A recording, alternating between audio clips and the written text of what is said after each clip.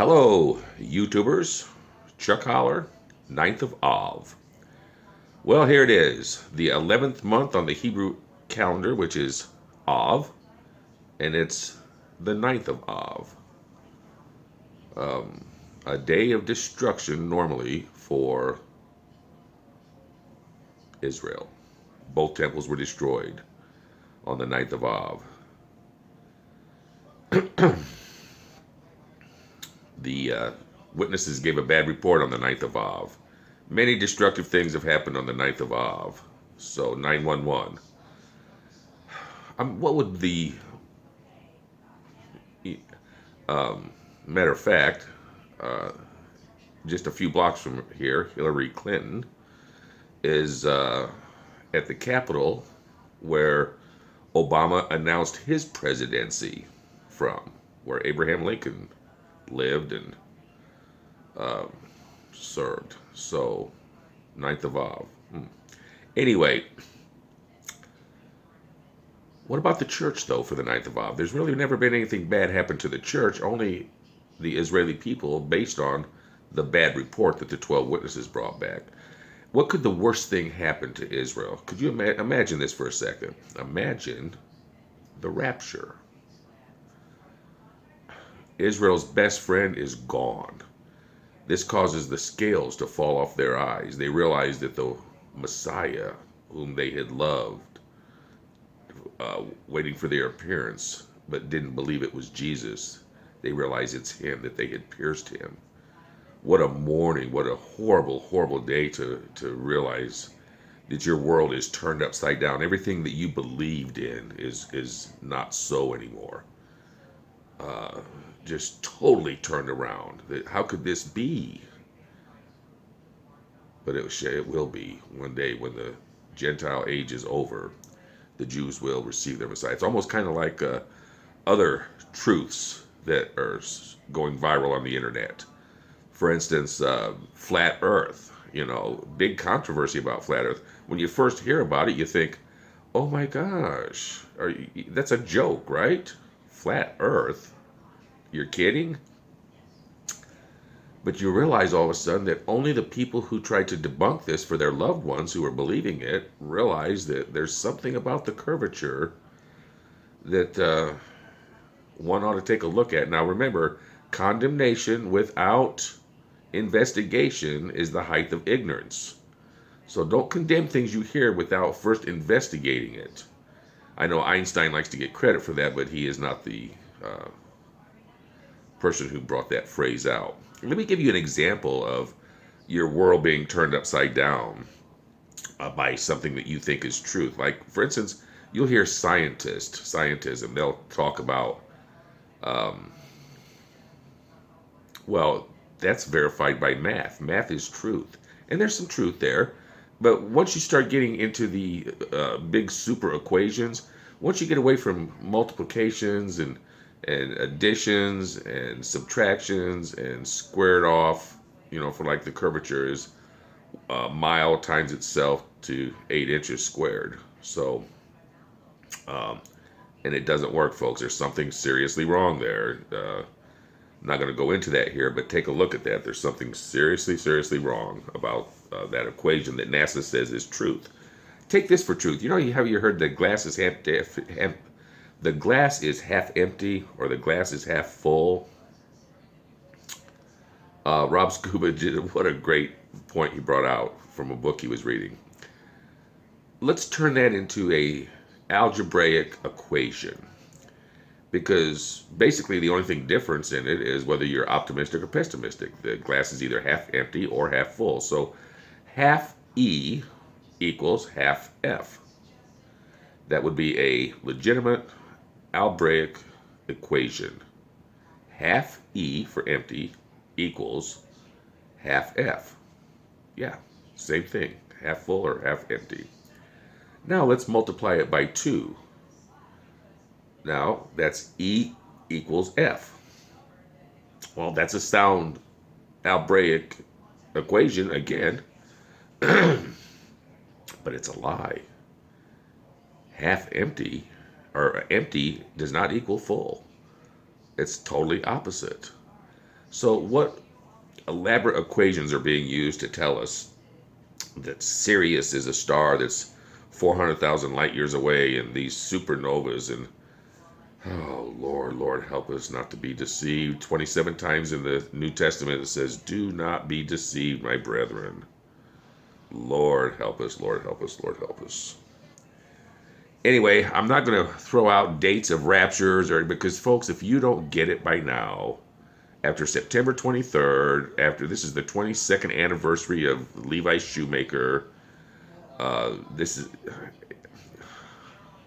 if you don't get it right now, after two burning bushes and an abomination, and now the last Trump, really, then it's almost like that scenario about the guy's on the rooftop. He's waiting for the Lord to save him, and a boat comes by, and the guy goes, "No, I'm waiting for the Lord."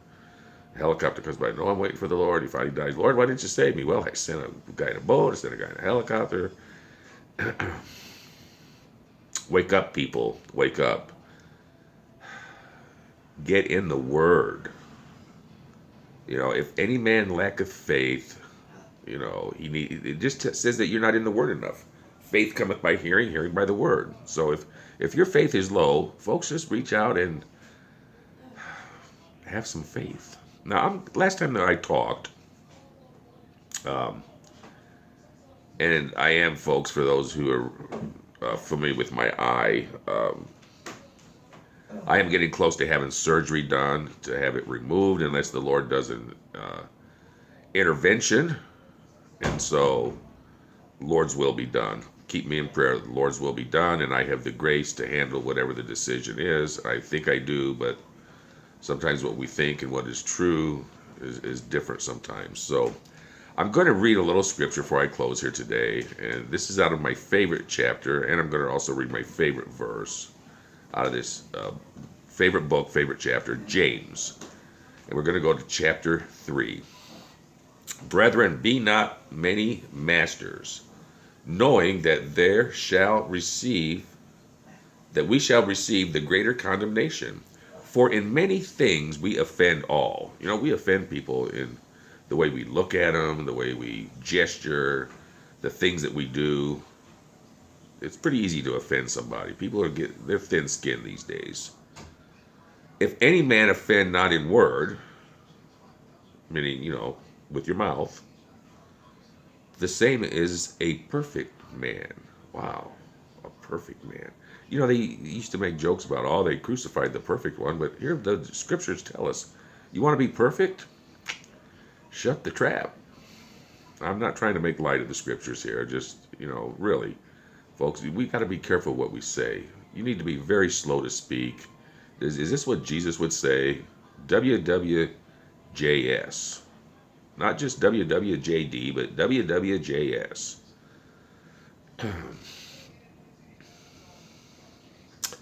"And able also to bridle the whole body. Because behold, we put bits in horses' mouths, that they obey us, and we turn their whole body." A big giant stallion, that little bit in his mouth, you can make him go backwards, forwards, jump fences, gallop, trot, total control with a little bit in his mouth. "Behold also ships, even though they be so great, they are driven of fierce winds. Yet they are turned about with a very little helm, whithersoever the governor listeth." A very little thing can turn a giant ship. That's amazing, folks. That's amazing. "Even so the tongue is a little member that boasteth great things." It's a little piece of our body. We've got arms and legs and eyes and ears and all kinds of pieces of our body. But that little tongue, it controls the whole ball of wax, if you think about it.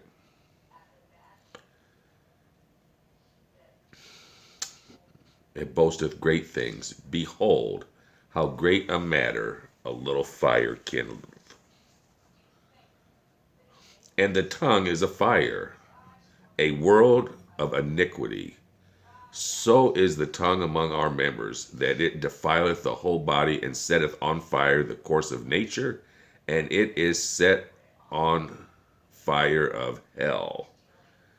That tongue is a dangerous poison, folks. Oh my goodness, learn to keep quiet.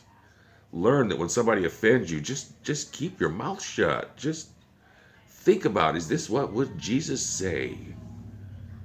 I just don't think you understand how important it is. There's some experiments out there with the rice experiment.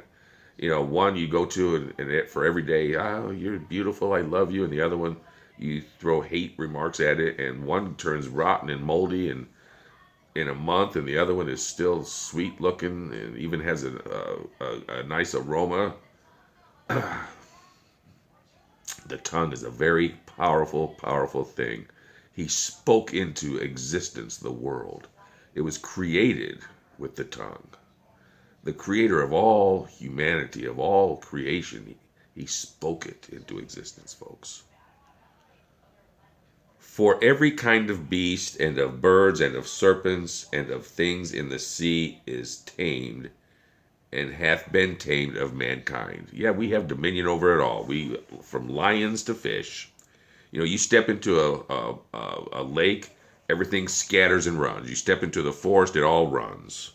It flees from you. It is afraid of you. But the tongue can no man tame.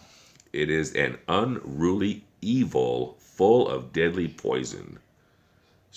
Verse 8 says, therewith we bless God, even the Father, and wherewith we curse men, which are made after the similitude of God. They're in his image. Out of the same mouth proceedeth blessing and cursing. My brethren, these things ought not so to be. The scripture, there's a warning here. Don't do that. When you get all high and mighty and think that you're blessing the Lord, and then you turn around and curse your fellow man.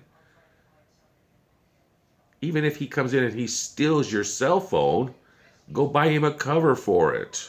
An extra charger. If he steals your coat, give him your cloak too.